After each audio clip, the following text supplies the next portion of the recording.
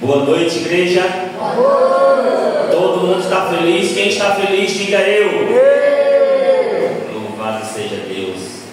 O irmão Rondinho aqui acabou de dizer que nós estamos na penúltima noite, né? Louvado seja Deus, porque toda essa semana foi semana de bênção, né? Amém. Amém, louvado seja Deus. Quantos aqui gostaram de participar dessas programações? Levante a mão, quero ficar sabendo quem for, gostou. Amém. Quantos aqui gostariam de me ver mais uma semana? Ah, tem gente que não levanta, não gostaram. Eita Deus. Vamos abrir a Bíblia. Vamos abrir a Bíblia aqui no livro de 2 Samuel. Bíblia na mão, Jesus no coração e vai dar tudo certo, né? Amém. 2 Samuel capítulo 9. É o texto que a gente vai meditar hoje.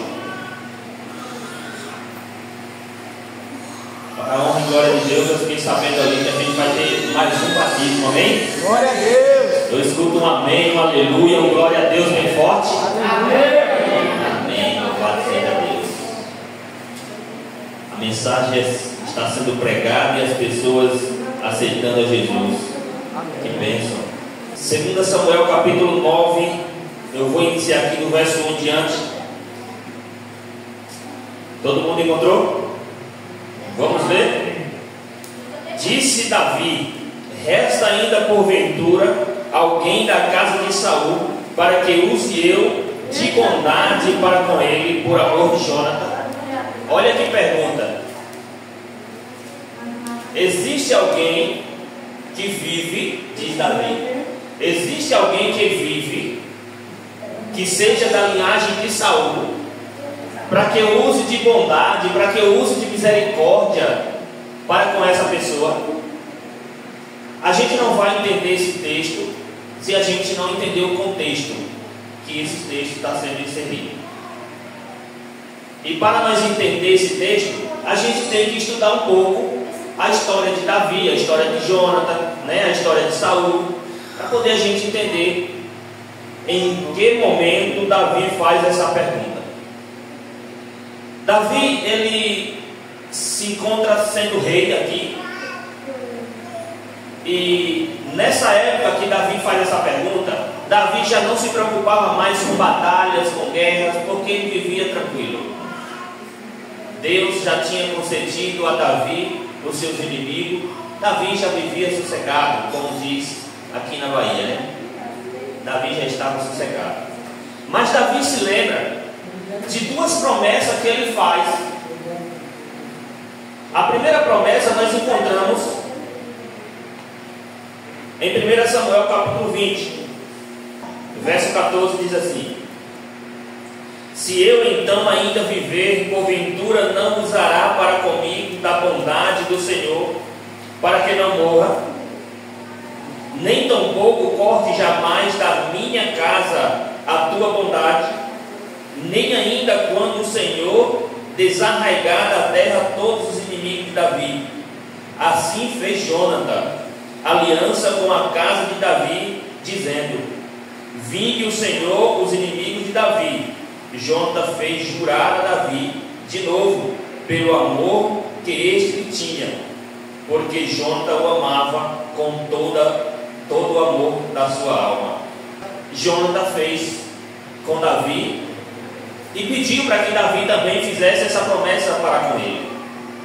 Jonathan, ele se aproxima de Davi e diz assim: Davi, eu peço uma coisa a você, que você nunca corte a sua bondade, a sua misericórdia para comigo, para com a minha casa. Você sabe por que Jonathan ele faz essa pergunta? Você sabe por que Jonathan pede para que Davi jure, para que não corte a bondade para com a família dele? Porque naquela época, quando um rei tomava posse do reinado, aquele rei, ele decretava que era para matar toda a descendência do rei anterior, como uma forma de se proteger para que não haja uma rebeldia e a descendência do rei anterior venha se vingar do rei atual. Então existia essa lei. essa forma. Quando Davi ele toma posse do reino, aí Jonathan ele diz assim: olha, eu vou fazer com que Davi jure perante Deus, para quando ele tomar posse do reino, ele não cortar a bondade de Deus, a misericórdia de Deus para com a minha casa, porque no dia que ele se colocar como rei, ele pode matar toda a minha descendência. Aí Jonathan se preocupando, sabendo que Davi um dia ia se tornar rei, aí Jonathan vai lá e diz assim: Davi, quando você se tornar rei, você use de misericórdia para com a minha família, não mate a minha descendência, não acabe com a minha família. Aí a Bíblia diz que Davi ele fez essa promessa para Jonathan, ele jurou para Jonathan. Essa é a primeira promessa que nós encontramos que Davi fez. A segunda promessa está aqui no capítulo 24 de 1 Samuel. Capítulo 24. A primeira promessa Davi faz para Jonathan, e a segunda promessa Davi faz para Saul. A Bíblia diz que Davi ele estava dentro de uma caverna. Saul estava procurando Davi para matar. E em certo momento Saul deu vontade de ir ao banheiro. E quando ele chega no banheiro, em uma caverna, no interior da caverna, os soldados de Saul ficam do lado de fora, um pouco afastado, e Saul ele vai para essa caverna sem saber que Davi está lá dentro dessa caverna. Só que quando Saul ele tira uma parte da sua vestimenta para ir ao banheiro, aí quem estava no interior da caverna era Davi e os seus soldados. Aí um dos soldados de Davi chega para Davi e diz assim: olha Davi, Deus colocou o seu maior inimigo nas suas mãos. Deus ele enviou o seu maior inimigo, aquele que está querendo tirar a sua vida, nas suas mãos. Agora vai lá e faz o trabalho. Vai lá e mata ele. E aí Davi ele se lembrou que Saul ele foi ungido por Deus. Embora não estava mais sendo rei aprovado por Deus, o Espírito de Deus já tinha se retirado de Saul. Embora tudo isso tenha acontecido, mas Davi ele se lembrou que um dia Deus tinha ungido Saul. E aí Davi disse: se eu matar um ungido do Senhor, jamais. E aí a Bíblia diz que Davi ele foi lá na calada, tirou um pedaço da veste de Saul e voltou para o interior da caverna. Depois que Saul terminou de fazer as suas necessidades, aí ele pegou a parte da sua vestimenta que ele tinha deixado ali para ir ao banheiro e foi de encontro aos soldados dele. Só que quando ele se afasta da caverna, Davi ele sai da caverna e aí começa a clamar, a gritar, falando em alta voz, dizendo: ô rei Saul, ô Jonathan, por que vocês estão procurando me matar? Por que vocês estão querendo tirar a minha vida? O que ando dizendo por aí a meu respeito, isso é mentira. Eu não quero matar o rei Saul. Eu não quero fazer mal ao rei Saul. E aqui está a prova. Aí ele pega um pedaço da veste que ele tinha tirado do manto e levanta. Se eu quisesse tirar a vida do rei Saul, eu tinha feito isso agora, mas eu não quero tirar a vida dele. Aí quando a gente chega aqui no verso 16 do capítulo 24, diz assim: tendo Davi acabado de falar a Saul todas estas palavras, disse a Saul: é isto a tua voz, meu filho Davi? E chorou Saul em voz alta. Disse a Davi: mais justo és do que eu, pois tu me recompensaste com o bem e eu te paguei com o mal. Mostraste hoje que me fizeste bem, pois o Senhor me havia posto em tuas mãos e tu me não mataste. Porque quem há que encontrar o inimigo o deixa ir, por bom caminho. O Senhor, pois, te pague com o bem pelo que hoje me fez, ou me fizeste. Agora, pois, tenho certeza, diz Saul, agora, pois, tenho certeza de que será rei, de que o reino de Israel há de ser firme na tua mão. Portanto, jura-me pelo Senhor que não eliminarás a minha descendência, nem desfará o meu nome da casa do meu pai. Então jurou Davi a Saul, e este se foi para a sua casa. Porém Davi e os seus homens subiu ao lugar seguro. Você percebe aqui a segunda promessa que Davi faz para Saul? Saul diz: eu agora sei, eu agora entendo que você vai ser rei, e que o reino vai estar seguro nas suas mãos. Agora eu sei que o seu reino vai ser um reino justo, um reino de justiça. Porque quem é que o Senhor vai colocar o seu inimigo na sua mão, e ele vai deixar o seu inimigo sair por caminho seguro? E você, Davi, fez isso comigo hoje. Aí Saul, ele olha para Davi e diz assim: Davi, eu agora quero pedir uma coisa a você. Quando isso acontecer, quando você se tornar rei, não elimine a minha descendência, não mate a minha descendência. Porque Saul sabia que quando um novo rei entrava, um dos passos que o novo rei fazia era matar a descendência daquele rei passado. O tempo se passou, Saul foi em uma batalha, e nessa batalha morreu Saul e Jonathan, morreu a família real. Só que Jonathan tinha um filho. O filho de Jonathan tinha ficado no palácio, sendo cuidado por uma babá. O filho de Jonathan se chamava Mefibosete, né? Era o nome do filho de Jonathan. Quando a notícia chegou no palácio que o rei tinha morrido, que Jonathan tinha morrido, aí essa babá pegou esse menino, porque a babá também sabia que quando o rei morria, quando o outro rei chegava, a primeira coisa que fazia era matar a descendência daquele rei que ficou. Então essa babá, sabendo disso, pega essa criança, coloca em uma carruagem, e aí vai se esconder. O problema é que quando ela coloca esse menino na carruagem, no alvoroço, na pressa de sair, aí a Bíblia diz que esse menino caiu no chão, e as rodas da carruagem, as rodas passou por cima das pernas do menino, e ele ficou aleijado das duas pernas. O tempo se passou e Davi, ele se torna rei. Davi se senta no trono real. E aí todos os seus inimigos estão sob controle. E Davi se lembra da promessa que ele fez para Saul e para Jonathan.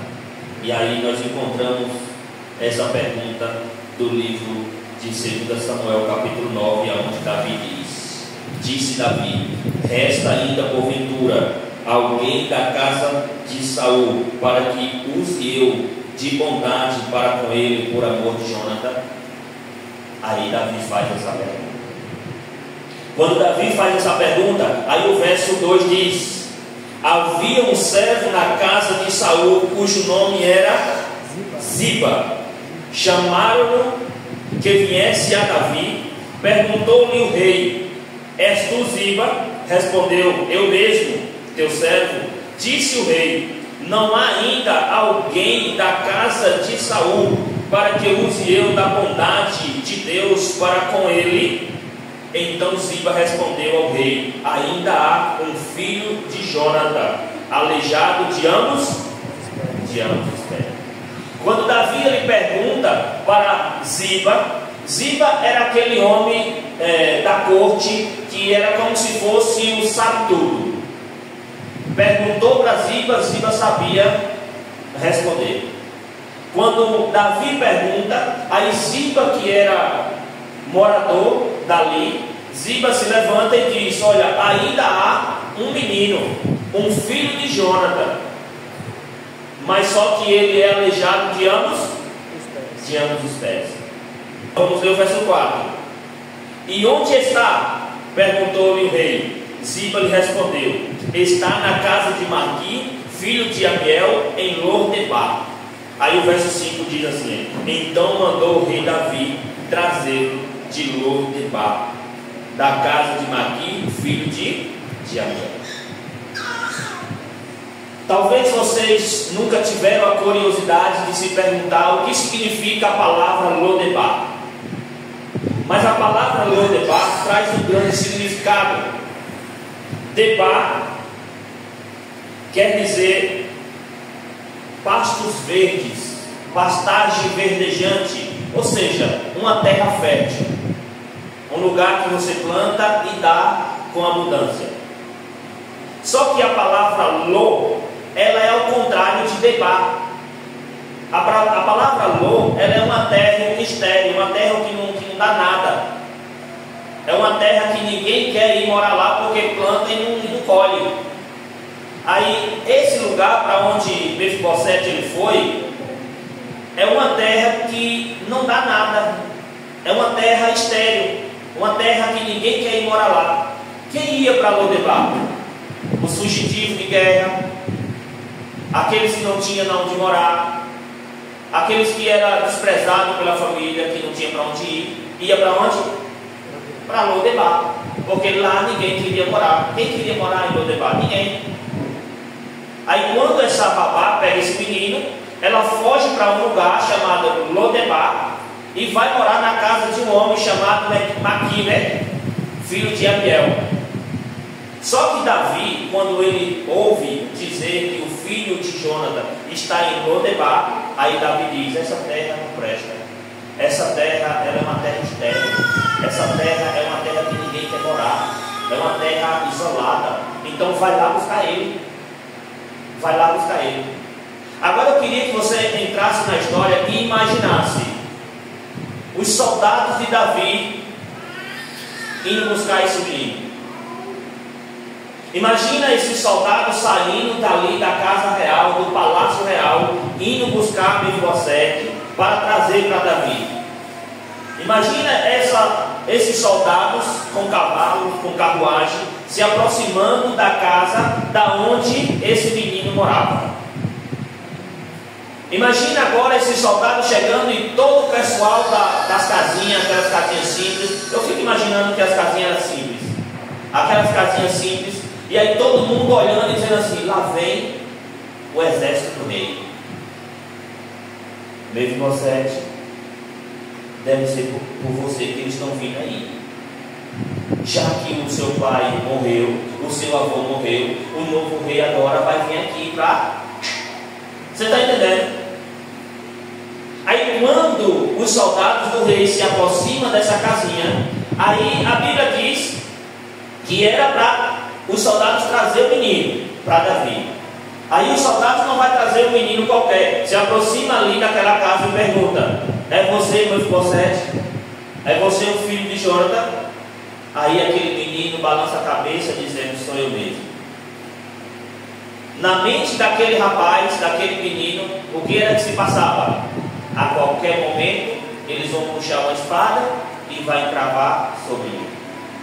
A qualquer momento eu vou ser morto. Mas aquele menino, ele disse assim: sou eu. Mesmo correndo o risco de ser morto, ele teve a coragem de dizer o quê? Sou eu. Sou eu, o neto de Saul. Só que em vez dele escutar a espada saindo da bainha, ele escuta aquele soldado dizendo assim: o rei quer te ver. O rei quer te ver. Aí na mente de Mefibosete deve ter passado assim: olha, o rei quer matar eu pessoalmente mesmo, não é assim? Agora eu estou frito. O rei vai me levar e lá é ele mesmo que vai me matar. Aí pega esse menino, coloca na carruagem, no cavalo, não sei bem dizer de quem foi, mas levaram esse menino. Quando chega na sala do palácio, quando chega ali no trono, no palácio, Aí convida o Mefibosete para entrar para a sala. Quando o Mefibosete chega na sala, aí você sabe o que acontece? Davi pergunta: é você, Mefibosete? Aí ele diz: sou eu, teu servo. É você o filho de Jonathan? Ele diz: sou eu. Pois eu fiz uma promessa para seu pai. Eu disse que quando eu me tornasse rei, eu não ia cortar a bondade de Deus para com a família dele. E a partir de hoje, você vai ser o meu filho. A partir de hoje, aquilo que era do seu avô, aquilo que era do seu pai, hoje vai ser seu. Amém? Amém. Porque aquele menino, quando ele se aproxima do rei Davi, a mente dele trabalhava como se uma espada a qualquer momento viesse por trás dele e o matasse. Mas o que ele ouviu do rei foi o seguinte: a partir de hoje você vai ser o meu filho. E acrescenta mais uma coisa aí. Eu não quero que você vá comer na casa de ninguém. A partir de hoje você vai comer comigo aqui na minha mesa. Olha que bênção. A partir de hoje você vai comer aqui comigo e aqui na mesa. O momento se passa e chega o momento do banquete. É ou não é? Chega o momento do banquete. Para a gente se beneficiar daquele banquete, com certeza tinha que lavar as mãos. Alguns poderiam até tomar um banho, né? Mefibosete poderia estar sujo. E aí foram tomar um banho. E aí todo mundo espera Mefibosete para comer. As pessoas vão se aproximando. Os filhos de Saul, de Davi, vão se aproximando. E olha que não era poucos filhos de Davi. A Bíblia diz que não comia junto com Davi apenas seus filhos. Os seus soldados também comiam na mesa junto com Davi. E olha que os soldados de Davi também não era pouco. Então a mesa possivelmente era bastante grande, bastante farta de alimento. Imagina todo mundo se aproximando para comer. E aí chegam os filhos de Davi. Aí chega todos os filhos. Aí de repente chegam os soldados, e cada um se sentando no seu lugar. Os soldados de Davi não era qualquer soldado. A Bíblia diz que um deles se viu apertado certo dia, lutando. E aí ele disse assim: eu vou lutar pelo meu rei e pelo meu Deus. E aí meteu a espada para dentro. Quando foi no final do dia, aí a espada dele estava grudada na mão, entrou dentro da carne. A espada dele não caía, entrou na carne da mão. Lutou o dia todinho, a espada entrou na carne, mas ele não desistiu. Tinha mais 3 soldados de Davi. Uma vez esses 3 soldados, eles ouviram Davi dizendo assim: eita, que sede, eu estou com uma sede tão grande, mas eu não queria beber qualquer água. Eu queria beber uma água saborosa. Eu queria beber uma água da fonte que eu gosto tanto daquela água. Só que naquela fonte estava um exército inimigo, um exército inimigo de Davi. E lá naquela fonte estava todo mundo assentado lá, os inimigos de Davi. Aí esses 3 soldados de Davi viram Davi dizendo que estava com saudade de beber a água de lá. Aí disse assim: vamos lá buscar a água de Davi. Aí o outro disse: mas você está ficando doido. Você não sabe que lá está os filisteus, lá está um exército sentado lá. Aí eu disse assim: gente, você está com medo, né? Vamos lá. Se o nosso rei quer beber água, nós vamos buscar. E aí, né, que foram lá. Matou quem teve que matar, pegaram a água e voltaram para lá para Davi dar. Simples assim. Aí quando chegou lá, e Davi perguntou: e essa água de onde? Aí ele disse assim: nós pegamos lá da fonte que você disse que queria beber. Aí ele: não, lá não está cheio de filisteus. Aí ele disse: tá. Os que se levantaram e tentaram impedir, não matou. E os que ficaram pertinho, não deixou vivo. Simples assim. Imagina para esses soldados valentes, soldados fiéis. Só que a Bíblia diz que Davi ele não bebeu essa água. porque para Davi, beber aquela água era como beber o sangue dos seus maiores guerreiros, e ele foi e derramou essa água. Mas na mesa de Davi se sentavam esses tipos de gente. Eram os melhores amigos de Davi, eram seus filhos, e agora ia fazer parte desse projeto. O momento se passa, todo mundo está sentado na mesa, todo mundo bonitinho, a mesa farta. E aí eu fico imaginando um dos filhos de Davi ou um dos soldados tentando pegar aquela coxa do peru, ou um pedaço de carne, e Davi olhando assim, dizendo assim: para, ainda não está todo mundo. E aí eu fico olhando, imaginando os soldados e os filhos de Davi olhando um para o outro e dizendo assim: não, está todo mundo aqui. Mas Davi diz assim: ainda falta quem? Mefibosete. Ainda falta meu filho, Mefibosete. O momento vai passando, o povo vai esperando Mefibosete chegar. Só que o Mefibosete, ele era aleijado. E eu fico imaginando Mefibosete andando naquela sala, e aqueles vozinhos das moletas batendo naquele piso, e fazendo aquela zoadinha das moletas, e Mefibosete se aproximando e dizendo assim: pai, me perdoa pela demora, me perdoa pelo atraso, por fazer vocês esperar. E eu fico imaginando Davi olhando para Mefibosete e dizendo assim: Mefibosete, ninguém ia começar o banquete sem você. Nós só ia começar a se alimentar depois que você chegasse.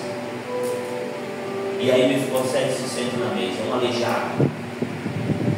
Se senta perdão, não se senta na mesa não, se senta ali na cadeira, no banco, sei lá o que for. Está na mesa também, né? O que é isso?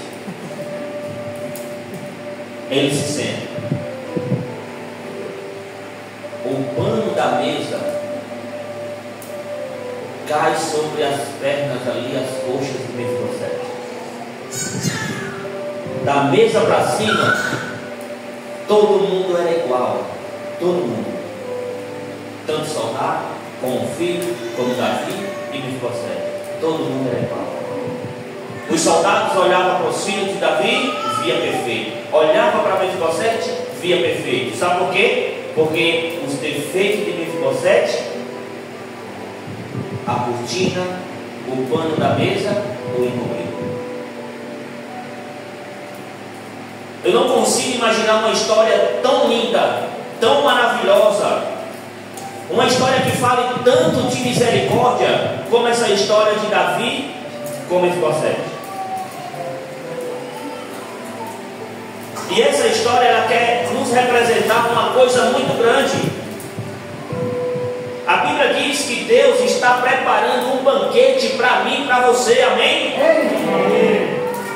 Deus está preparando um banquete.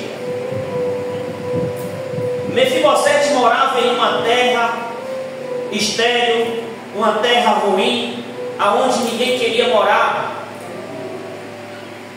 E Davi diz assim: vai lá e busca Mefibosete e traz para aqui. Eu quero que Mefibosete viva no palácio, viva junto comigo na sala do trono. Irmãos, nós vivemos em uma terra totalmente destruída pelo pecado. Nós vivemos em um lugar no qual ninguém gostaria de morar. Nenhum outro ser que Deus criou gostaria de vir para aqui, não. Essa terra está contaminada pelo pecado. É uma terra que ninguém gostaria de morar. E você sabe o que foi que aconteceu? Deus enviou o seu filho para vir nos buscar, irmãos. Amém. Assim como Davi enviou os soldados para buscar Mefibosete e trazer para o palácio, Deus também enviou Jesus para nos buscar e nos levar para morar no palácio, amém? Aqui não é o nosso lugar, desse jeito não. Deus diz que nós vamos morar aqui sim, eternamente. Nós vamos para o céu, vamos passar 1000 anos, Apocalipse diz isso. Nós vamos passar um período de 1000 anos, mas o nosso lugar de morar vai ser aqui, mas não desse jeito. Deus disse que vai fazer tudo de novo, vai deixar perfeito como era antes do pecado. E o que eu entendo dessa história, irmãos, é que mesmo Mefibosete merecendo a morte, mesmo Mefibosete sendo merecedor da morte, mas Davi usou de misericórdia. Mesmo nós merecendo a morte, mesmo nós sendo merecedor da morte, mas Deus enviou o seu Filho para nos buscar, para que nós possamos morar nas mansões celestiais. Amém. Deus, Ele preparou um banquete. O banquete está preparado, mas Ele não vai começar esse banquete faltando nós, amém? Amém. Ele não vai começar. Amém. Ainda falta nós, ainda falta você.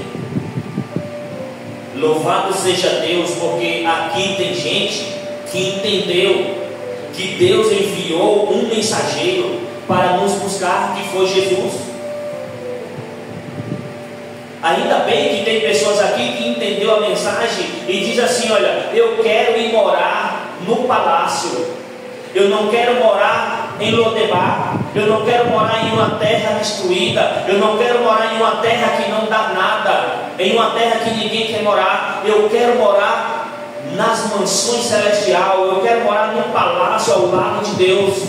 Ainda bem que tem pessoas que entenderam isso, e essas pessoas são vocês que estão aqui, amém? São vocês que estão aqui. Nós não merecemos a vida eterna, nós não merecemos, mas a bondade de Deus, a misericórdia de Deus foi quem nos alcançou. Louvado seja Deus por isso.